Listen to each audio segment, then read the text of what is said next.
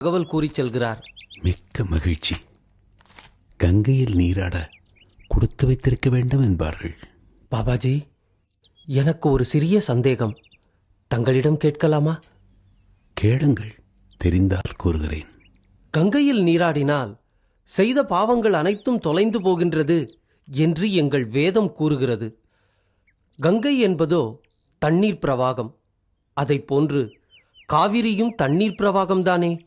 அப்படி இருக்க கங்கை மட்டும் ஏன் உயர்வு பெறுகிறது என்பதை தங்களால் விளக்க முடியுமா? நான் பிராணத்தின் பக்கம் செல்ல விரும்பவில்லை.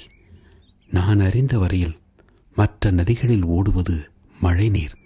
ஆனால் கங்கையில் ஓடுவதோ பனிநீர். விழுகின்ற மழை நீருக்கு மண்ணின் இயல்பு தானாகவே வந்துவிடும். பனி நீருக்கு அது கிடையாது.